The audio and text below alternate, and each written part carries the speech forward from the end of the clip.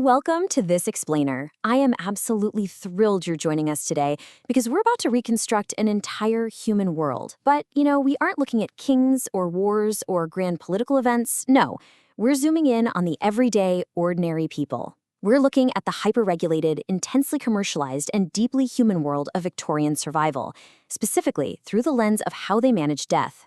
The Victorian era literally turned grief into a sprawling civilizational architecture, and it is fascinating. To truly understand this world, I want you to step right into a 19th century parlor with me. Picture this. Imagine a sudden knock at the door. When you answer, a caller silently hands you a small package. Inside is a wrapped packet of biscuits, tightly tied with a black ribbon. Instantly, your stomach just drops. You know for sure there's been a death in the community, and this is your formal invitation to the funeral. This incredibly sensory, macabre scenario was an everyday reality for millions. Now, what's really interesting here is how every single bite of this biscuit was a deeply symbolic sensory experience of grief. The bakers deliberately used caraway seeds to represent the sharp bitterness of loss. They'd add anise for its soothing, calming properties on the bereaved. Rosewater was folded right into the dough to evoke sweet, delicate memories of the departed, all grounded by the heavy, spiced sweetness of molasses and ginger. And, well, just to make sure you absolutely didn't miss the point of your own mortality, the dough was often pressed into carved wooden molds, stamping the cookies with hourglasses, coffins, or even skulls. Section 1. The Taste of Sorrow. Consuming grief in the Victorian home. You see, these funeral biscuits weren't just a snack. They were heavily customized, commercialized mementos. They were actually sealed in black wax, and the wrappers themselves were printed with the deceased's name, the date of death, biblical verses, and often this incredibly overwrought maudlin Victorian poetry. It was an edible echo of mortality, literally designed to warn the living. Let's move to and see how this builds a stark contrast with our world today. For the Victorians, death was right at the center of the home. Families utilized specific dying rooms and hosted wakes right in their everyday parlors. They would actually stop the clocks at the exact moment of death and cover all the mirrors in the house so the spirit wouldn't get trapped. Contrast that with our modern era, where death is swiftly swept away to hygienic, sanitized funeral homes completely hidden from daily domestic life. For the Victorians, death was basically an unavoidable domestic roommate. Section 2. The strict rules of grief. The performance of respectability. This inescapable domestic reality was governed by an incredibly rigid, almost suffocating social etiquette. And this fell heaviest on women, demanding a stifling progression known as the widow's burden. Step 1, deep mourning, lasted a full year. It meant complete social isolation. Women were required to wear dull black wool and weeping veils made of crepe just to hide their tears. And crepe was this hard, scratchy, crimped silk that caused immense physical discomfort. Then, step 2, second mourning, could drag on for up to 2.5 years. This allowed penning the veil back and introducing black silk. Finally, step 3, half mourning, where women were mercifully allowed to wear subdued colors like lavender, gray, and mauve. And this brilliantly illustrates a harsh historical contradiction and a massive gender disparity in how sorrow was performed. While women were forced into restrictive widow's weeds for over 2 years, which severely limited their autonomy, men were expected to mourn for only 1 year. And honestly, for men, it usually just meant throwing a black hatband on a dark suit or wearing dark gloves, allowing them to easily and comfortably return to public life and business. This strict timeline extended to literally every detail of life, right down to the mail. Mourning stationery functioned as a highly visible timeline of grief. An envelope dropping through the letterbox with a massive, thick black border immediately communicated to the outside world that a household had suffered a very recent loss. Then, over the months, as the family progressed through the rigid stages of mourning, the black border on their stationery would gradually become thinner and thinner. It was like a real-time status update of your tragedy. Section 3. The price of respectability. The predatory economics of death. Okay, let's dive into this, because this era birthed what was known as the New Regime. This was a major 19th century shift away from local community churchyard burials toward massive commercial cemeteries.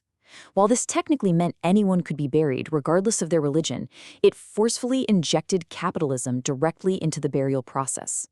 It created this wildly lucrative, class-stratified industry that tied a family's moral standing directly to how much money they could spend. and the economic realities of this shift absolutely shocking. To put it into perspective, a pauper's funeral cost under £2, offering nothing but a slot in a common grave. A working artisan might scrape together £5. But middle-class families, they were spending £50 to £70, which translates to thousands of dollars today just for a polished oak coffin and professional attendance. Social commentators of the time explicitly noted that families were judged heavily by this spending. Widows would literally impoverish themselves for the rest of their lives just to avoid the social shame of a cheap funeral. And what exactly were they buying with all that money? The absolute absurdity of forced undertaker customs. Undertakers aggressively manipulated grieving families into paying for these ridiculous, heraldic, baronial upgrades.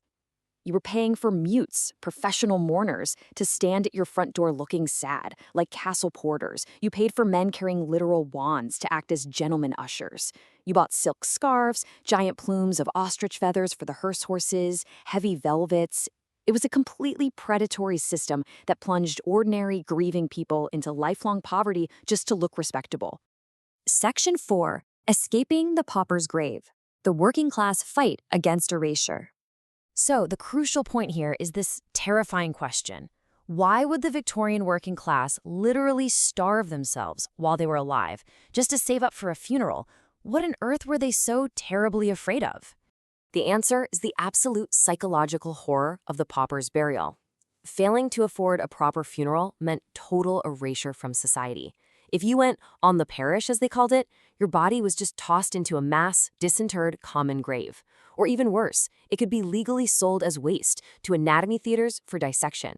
You lost all personal identity. You just fell out of society's memory and straight into the margins of oblivion. And this wasn't just some abstract, distant fear. In working-class families, an astonishing 57% of children died before the age of 5. Let that sink in. Death was an ever-present specter, sitting right there at the dinner table, driving literally every financial decision a family made. But, human beings are incredibly resilient. The working class fought back against this erasure using deep community survival tactics. They engaged in extreme frugal living just to stash away pennies. But more importantly, they formed powerful community bonds by investing in burial clubs and friendly societies. They pooled their meager funds together to ensure that no member of their community would ever suffer the indignity of a pauper's grave. It was this beautiful, desperate form of mutual aid, all to guarantee a space in the memory of the living. Section 5. An industry of loss. Consuming the dead. Now, if we zoom out, we see a time of immense capitalist ingenuity. Local furniture makers, for instance, realized they already had the woodworking tools and the raw materials, so they just organically transitioned into full-time undertakers, mass-producing coffins for a huge profit. Entire industries sprang up essentially overnight to capitalize on this constant, tragic demand for managing mortality. And hey, remember those mutes we talked about earlier? Upper and middle-class families actually hired these professional mourners to publicly perform an acceptable, dignified version of grief for them. I really want you to contrast that fake, purchased dignity with the raw, communal terror and the genuine support of the working-class burial clubs we just looked at. Wealth bought a performance. Poverty required real communal survival. Which brings us right back to those funeral biscuits. Because this massive industry of loss has some incredibly dark roots. The Victorian funeral biscuit actually originated from medieval corpse cakes. Historically, leavened dough was placed directly on the chest of the deceased to rise, theoretically absorbing the person's sins and traits, which were then literally eaten by the mourners. The Victorians, of course, sanitized this into a neat commercial bakery product, but that macabre symbolic consumption of the dead remained intact. I want to ground all of this sprawling history in a single, profoundly human desire. As historian Trish Lundy quotes, "What did a poor woman work for, but in hopes that she should be put out of the world in a tidy way?" Behind the predatory undertakers, the scratchy crepe veils, and the spiced biscuits was simply a desperate human need for dignity at the very end of life. Today, we've largely scrubbed death from our parlors and hidden it behind closed doors. But have we truly evolved by hiding our mortality away? Or did the Victorians, with their rigid armbands, their thick black stationery, and their shared biscuits, fundamentally understand that grief actually demands a visible, shared performance in order for us to survive it? Just something to think about the next time you attend a modern memorial. Thank you so much for joining me for this explainer of Victorian everyday life, and I highly encourage you to keep exploring the incredible, sometimes contradictory realities of our shared human history.